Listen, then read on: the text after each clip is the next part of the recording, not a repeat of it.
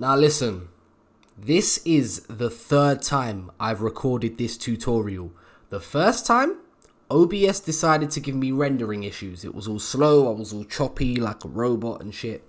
The second time, I realized that with OBS, it doesn't record context menus. So when I'm going on all the menus and shit, people couldn't see it. And it was a whole 15-minute video. So now this third time, I'm using different software. Hopefully third time's a charm.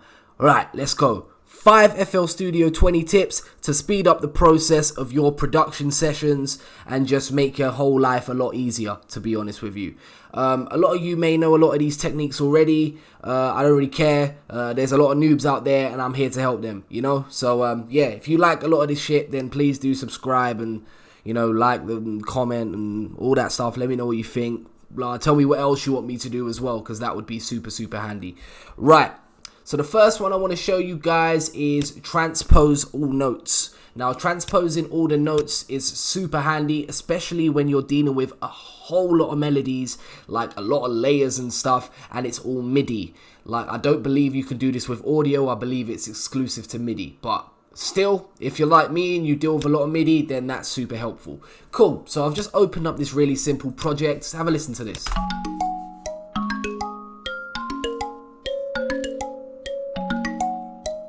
Yeah, so super simple, but we can edit super, super quick. So now let's go to transpose selected. I feel like I did that super quick. Transpose selected is over here, the top left corner of the channel rack. Bang. Let's say I wanted to add, let's put it up 2 semitones.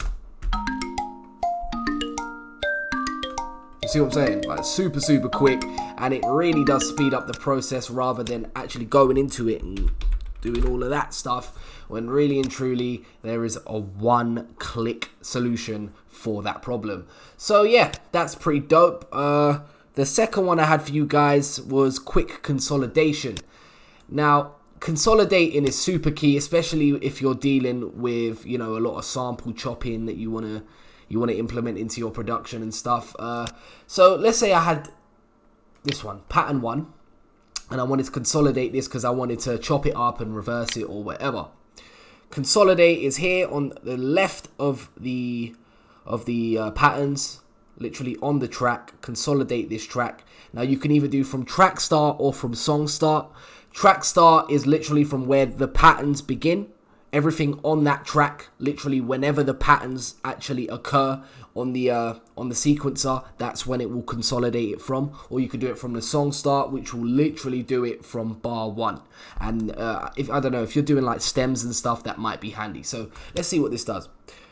From track start, yeah, just like that. So we've literally got an audio version of that MIDI without exiting or without exporting, literally just like that in 2 clicks. Like super, super handy. Now we've also got to consolidate this track from song start as well. So let's say I put this pattern, I don't know, over here on bar 13. Like I said, we'll do it like that. And if I'm not mistaken, yeah, we'll have that whole silence because it's from literally from bar 1. And it only occurs from bar 13. Yeah, so that's how you do that. I feel like that is a super handy trick. Next one, bow. Okay, so we got a make unique. Make unique is something that you could do on both audio and on MIDI. So over here on the top left corner of either the pattern or the audio track, click on make unique, just like that. And now we've got, as you can see, it's called pattern 3 and that's pattern 2. So now I can edit that and make subtle changes if I wanted to, you know, do it that way instead of making extremely long patterns. You know, some people like to make short drum patterns, but if you want to just add little changes throughout the track, you could just make a drum pattern unique and then just add little changes and, you know, have that differentiation throughout the track. Now for audio, you've also got make unique as sample. So again, let's listen to this.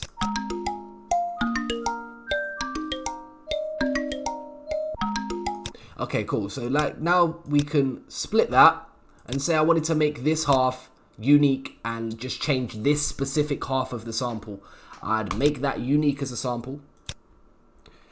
And then that's literally different now. So I can pitch that up, pitch it down.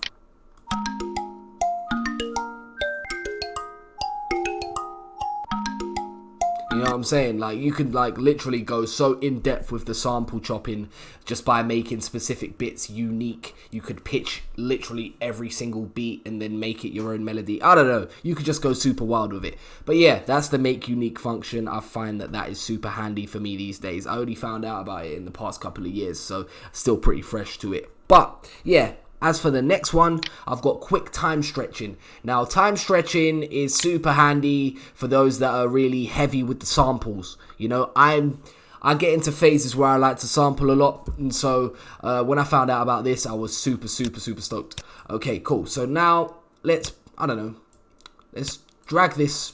This is a percussion sample. Obviously, it sounds way too fast, as you can hear. So like, usually what someone would do, which is still pretty quick, you can do it like this. Literally with the stretch function on, you just drag it.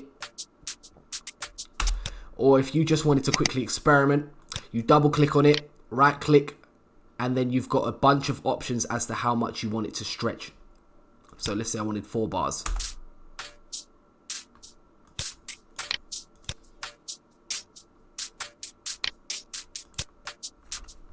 Just like that, without even having to drag.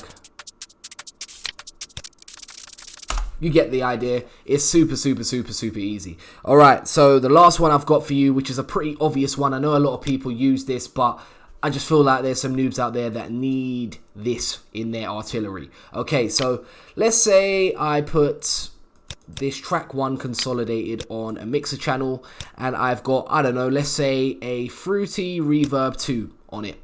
And I've got some super specific setting, like I've like changed every little thing just like this, right?